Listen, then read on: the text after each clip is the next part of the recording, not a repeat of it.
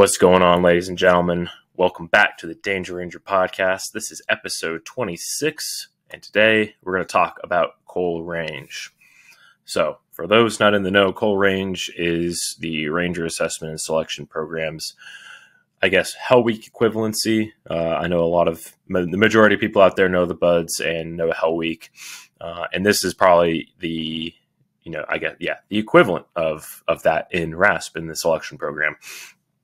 So I'm not going to give away all the secrets of Coal Range. A lot of this stuff you can find elsewhere on the internet. I'm going to talk about my experience as best I can remember, as this was about 7 years ago. So it's been a little bit. I didn't write down everything that happened to me afterwards, but I'll tell it as I remember it.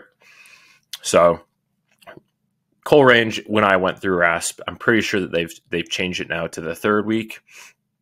I did it on the second week. So I was class 216, and our first week was right before Thanksgiving. So we had this weird it was like a couple days, and then we had Thanksgiving, and we had a 4-day for Thanksgiving. So a lot of dudes actually, if they lived close enough, they drove home. And then the week after was our Coal Range. And man, so you start and you do, ours was a 7-mile ruck out to Coal Range, which is in the back boonies of Fort Benning, Georgia. And the ruck wasn't too bad. A lot of rolling hills on the route that we were on.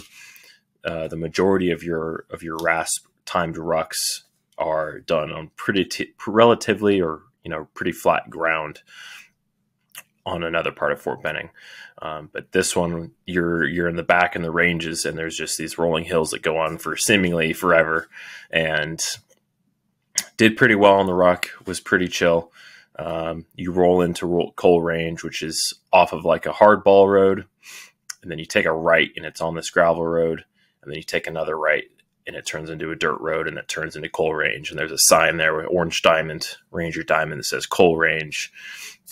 You walk past the cadre shack, which has a sign on it, at least when I went, with like a deer skull that they had found out in the land nav course. It says, "Abandon hope, all ye who enter here." So really dramatic. And I was like, oh, that's kind of cool. You get there, we got in formation, and first we got our rucksacks weighed to make sure that we had the correct weight that they want us to have. And then the next thing they had us do was we did a layout. So you take out all your stuff, and they make sure that you have everything that was on the packing list for Coal Range. And that's when the fuckery started. So dudes didn't have pieces of equipment. So I don't remember what happened to the dudes that didn't have anything, or that didn't have the correct packing list. I want to say that they just got smoked. I don't think that anyone was dropped for that mistake. But this is when we started hitting the wood line. So hitting the wood line is an infamous expression. And the wood line is like the name suggests, a wood line. And it's about, I would say I don't know exactly. I would like to know this for sure. If you know exactly, let me know. I want to say it's about 150 meters away, one way. So you hit the wood line, you sprint to the wood line, and then you sprint back to the formation, which is by the road, by the cadre shack. And that's when we started hitting the wood line. Hit it a few times. We're all pretty beat. And then I think they let us eat next. So they brought us over to what's called the pit. And the pit is just a circle of sandbags, about 3 or 4 high, I want to say. And they had us form up, sit on our rucks, and they're like, all right, cool. You have, I think it was like 7 or 8 minutes to eat an MRE. They're like, all right, you have 8 minutes to eat an MRE, and you have to eat everything.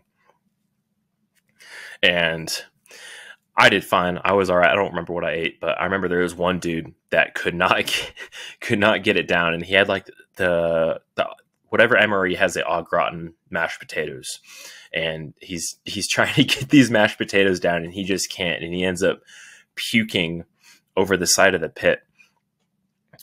And it was either inside the pit or it was outside the pit. I want to say that it was outside the pit, because then we started doing low crawl around the outside of the pit. I want to say that we were crawling through his puke, that might be, I think that might be made up. I don't remember that, but he definitely puked after trying to slam these MRE processed potatoes down.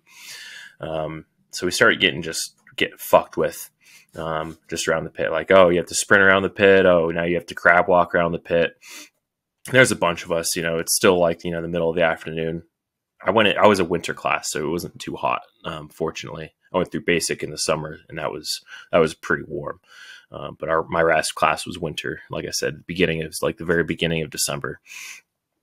And we do that for a while. And then I want to say that they gave us a land nav class, and then they split us up into teams. And this was like, land nav is like it's like at the break of Coal Range. Like you look forward to doing land nav because it's 3 hours out of your day that you don't get fucked with, and you're just out by yourself out in the woods. I enjoyed it. I liked being out by myself in the woods, figuring shit out, not getting, fucked with. And they sent us out on buddy teams for like a practice land nav, like rehearsal kind of thing. And then once we finished that, I think that was like 3 hours. I want to say that we just got fucked with until they put us to sleep. I don't remember exactly what we did. It was a lot of wood lines. It was a lot of freaking rucksacks over the head. A lot of fuckery. I don't think that they had the fire going the first night. So a tradition is that they bring out this, especially in the cold classes, they'll bring out and they'll make a fire. The cadre will make a fire and start cooking hot dogs or have pizza by the fire to entice people to quit. That's one of the big things. They'll stand you in formation, and you'll be like within eyesight of the fire, and you have to stand there either at attention or parade rest while the fire's going, and you're just shivering and cold and falling asleep on your feet. But I digress. First night, I don't really remember a whole lot about the first night. And then they send you out the next morning for your first iteration of land nav. And if I recall correctly, I want to say that we did 5 full graded iterations of land nav. It might have been 6. I do not recall correctly. I want to say that it was 5, but it might have been 6. Regardless, you have 5 points that you have to find, and you have to hit, I think, like 3 out of the 5 of them on every single one to pass, or like, I don't remember the exact numbers, and it's probably changed since I went. But I was all right at land nav. Like I was good at reading a map. I was good at plotting my points. I was really good at using attack points, and my pace count was flawless. So was crushing land nav. And then you'd come back in the morning, you'd eat an MRE, and then you get fucked with a little bit. And for our Coal Range, they actually started teaching us like battle drill shit. So they started teaching us battle drill 1 alpha. I want to say it was squad attack. So we started learning a little bit about, actual, Ranger shit, even though that's something that you learn in basic. There's still soft skill MOSs, 25 series, 68 series, 13 series that are, maybe not exactly soft skill once you're in regiment, but that didn't do any kind of infantry tactics at all. So we did a few battle drill classes, and they had us practicing out on the field, and then they fucked with us a little bit more, and then it was time for the day into night land nav. So all the land nav courses you do, or the sessions you do, are either day into night or night into day. So half of the period's in light, and then half of the period is in the dark. So, and the rules for land nav: you can't use your white light, you can't use a buddy, you can't talk to anyone. You can't use any of the actual hardball roads. You are authorized to use the dirt roads and any trails. And I want to say that the RASP course is self-correcting. So if you do come across a point, it has coordinates on it that'll tell you where you are. And so you can determine whether or not that's your actual point. And then they have these little hole punches to certify you went to that point and didn't just get that information off of someone else. So they're all in certain patterns, and you punch each. It's like a little score sheet, and you punch each point off as you find it. You don't have to go in order either. So you have all 5 points. You have the little map. It's just on an 8.5 by 11 sheet of paper. I want to say it's a 1 to 50,000 scale, and you just plot your points and go. I actually really loved the land nav. Land nav was a blast, like I said before. I like being in the woods. I like the solitude that it brought me. And yeah, I was doing good too. Like I was finding, at least 4 out of my 5 points on every single one. Some of the ones that I couldn't find were either too far away and I was going to bust time, or just couldn't find for whatever reason.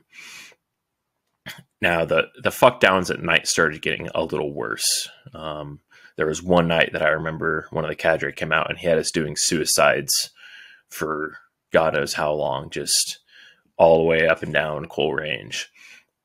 And then another night we had to do buddy carries to the wood line over and over and over. And this was like, I think like the second to last night. And at some point my back seized up to where I couldn't pick anyone up. Like I legitimately couldn't pick anyone up. It didn't last very long. Fortunately, I was able to, I think we stopped pretty soon after. And so my back kind of recovered, but I remember one of my buddies was like helping me out, and he fucking carried my ass, when I couldn't carry him. So that was a humbling moment for me during my Coal Range. Let's see. There was one land nav night where I couldn't, it was like my second or third point, and I just couldn't find this thing. It was in the dark. I don't remember if it was day and night into day, but I just could not find this thing. I was using attack points. I was using my pace count. I thought I was on azimuth, and this point was just eluding me. And I was literally just about to give up and go back to the road and like go after another point. And as I'm walking back, I run into it. Wild. Never had any run-ins with the hogs. I want to say it was probably too cold. I know that they're a little bit more active in the summer on Fort Benning, but never had any run-ins with hogs. And then I think it was our last night or second to last night, and it was my birthday the next day. And one of the things that I fucking really messed up was so you wear an FLC or fighting load carrier while you're in RASP, like the Army standard issue kind of vest thing. And for whatever reason, mine just tore my sides up, like where the canteens go on the side. It just tore my shit up so bad. And I thought it would be a smart idea to put duct tape on my skin over where it was rubbing. I was like, I need to stop this friction somehow. Like it's destroying my sides. Like I'm going to, I don't have anything. I have some 100-mile-an-hour tape, and I'm going to put it on my sides, and that's going to help me. And I did it, and worst mistake ever. It made it worse. It made it 10 times worse. To where there was just like these two, like just big old, like hand-sized freaking scrapes on either one of my sides. The duct tape helped alleviate it just a little bit, but it in the long run, it didn't help it at all. And so I was, had that problem going on. On our last night, I remember very distinctly, we had Sergeant Block. You can look up his information on the internet. Public figure, 375 Ranger, was on a pretty tough objective where there was a bunch of daisy-chained IEDs, and a bunch of Rangers unfortunately lost their lives, and a couple of our combat support team partners, women that come out on Ranger missions and Ranger targets in Afghanistan to help with the females or the children that are on the raid sites. I want to say we lost 2 CSTs on this objective as well. Just a brutal objective. And he lost his, I want to say it was his right eye. And in his place, he had like a fake eye with like, I think it was like Captain America shield. Big dude, jacked, bald, just very intimidating. And he wasn't, I don't think that he was actually RASP cadre, because this was the only time that we ever saw him was in the Coal Range. I think he was assigned to like the regimental headquarters at the time. But he came in, and I think the other cadre like introduced him and explained his story and explained why he was there. And he was left in charge of us one of the nights. I think it must have just been him or maybe one other cadre, but he didn't really fuck with us too bad physically. It was mostly a mental thing. Obviously he had to make us hit the wood line a couple times, but this was like towards the end. I think, like I said, it was like the last night after we did land nav. We haven't slept very much. You get like maybe a couple hours of sleep every night, like 2 or 3 if you're lucky. And he had us in formation. It was on the side of the like the gravel road leading into Coal Range, or like the dirt road outside the cadre shack. And he just had us in formation, standing at attention. You have your rubber duck, you're standing at attention, and freezing cold. It was starting to get really cold at night, and people were falling asleep on their feet. But he had us standing at attention, and he was going by and doing uniform inspections and just talking like super quietly, like right in your face. He didn't ever talk to me one-on-one, but I don't imagine he was saying very nice things. I think he was telling people to quit, and like just talking shit. I don't know. But I do remember at one point at this, I started hallucinating that there was a fucking alligator like walking towards the formation. And I was like, I'm like 99% sure that's not real, but I'm not going to like freak out about it because it's probably not real. But if it is, like, okay, whatever, I guess there's an alligator coming at us. Obviously I was hallucinating, but after I thought I saw that, I thought Sergeant Block's movement. I was in the front rank of this formation. We were like in a platoon formation, open ranks. So like there's a lot of space in between the rows of guys. And he's just walking around, like I said. And he's like walking around in the formation behind me. But like in my delirium, I thought it was the alligator like walking around, and I was just freaked the fuck out. I was like, God damn, dude. Like I said, it was my birthday. Like it was like the last day of Coal Range was my birthday. And I remember saving like I wasn't super hungry, and you're not supposed to save any meals or any part of your meal from your MREs. But I saved I had like a chocolate brownie, one of the trans fat free chocolate fudge brownies. I don't remember which they come out. I don't think they make them anymore. It was probably from like the chicken noodle MRE. Anyways, I saved it, and I ate it during like a little small break that we had to like use the wood line or use the latrines to poop or whatever. And I remember slamming it down, wished myself a happy birthday, and then went back out to get fucked down and hit the wood line some more. All in all, it was pretty great. We did have the fire out there a couple nights. There wasn't a whole lot of people that quit that I remember. It was probably maybe like 10 to 20 dudes that quit. We did lose a significant amount to land nav fails. I want to say it was like a dozen or so guys that didn't pass the land nav. My buddy from Basic, I want to get him on the podcast at some point. His name's Nick, but he like torqued his knee like really bad during like one of the early land nav iterations, and he just couldn't move. Like he couldn't move at speed to be able to get to all his points. He stuck it out though. Like he lasted the whole Coal Range like a freaking trooper. But he was one of the land net fails, and he recycled for that. And then he ended up unfortunately not continuing with RASP. The last night they let us sleep a little bit early, which was kind of cool. And I remember they're like, all right, here's the pit. You're going to sleep in the pit, and we'll wake you up in the morning. And it was like 2 a.m. in the morning, 2 or maybe even 1. We got like 4 or 5 hours of sleep. Glorious. But we woke up and like we're all covered in frost. Like it was absolutely frigid. But I didn't wake up at all during the night. I was so exhausted. And the next morning they have you like clean up Coal Range. So you left the pit. We did end up moving the pit at one point. I don't remember which night. But we did like a big Hands Across America, making sure there wasn't any trash left out on Coal Range, making sure you had everything. And then they do a dog X. At least when I went, they gave us a dog X. So a dog X is basically like a paper sack lunch with a couple hot dogs in it, some chips, some candy. And it's something that you get at Ranger School as well after you complete each phase. So this was the first dog X, and man, those hot dogs were some of the best damn hot dogs I've ever eaten in my entire life. Let me tell you, just the satisfaction of being completed with RASP, or not with RASP, sorry, with Coal Range. Like we saw the bus pull up, the big white buses they have you get on. You're just filthy, you're disgusting, you're still tired, you're super hungry, but you're like, all right, hey, fucking, we made it through Coal Range. I was pretty confident with my land nav. I knew they don't tell you exactly what I don't think what they're looking for as far as points go. They just say, hey, do your best. Like, do your best.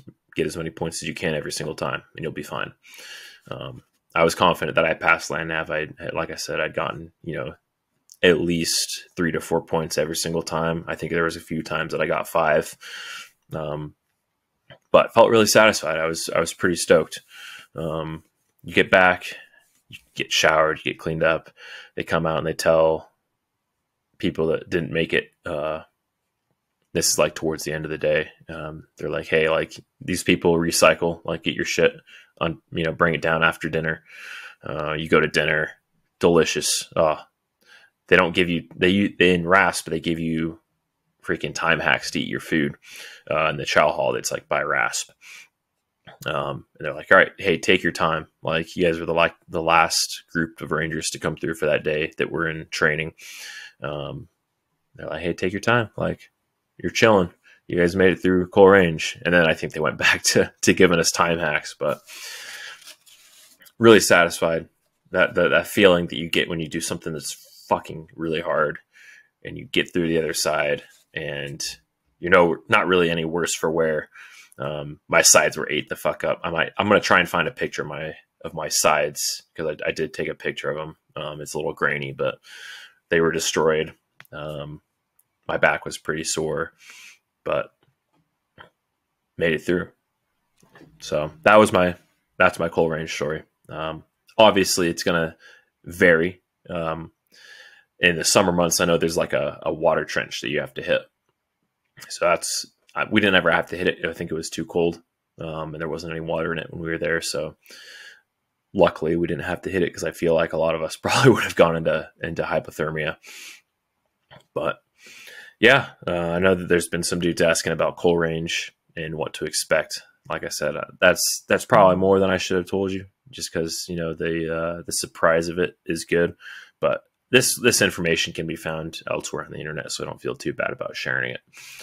But yeah, so Coal Range, Rangers that are watching this, if you're watching still, let me know what your Coal Range was like. I want to hear about harder Coal Ranges because I feel like mine was difficult, but it wasn't impossible. That's the thing about Coal Range. It's like it's the first real big test that a lot of dudes have, and it's not the hardest thing in the world, but it is a super big gut check if you grew up in a comfortable, life and you didn't really ever get challenged at anything.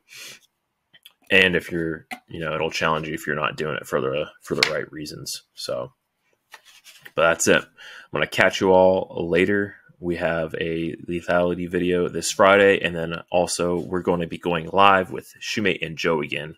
Hopefully Shoemate. Joe says that he can make it, but we'll be doing that again this Friday, and that should be another rowdy live podcast. So until then, take care.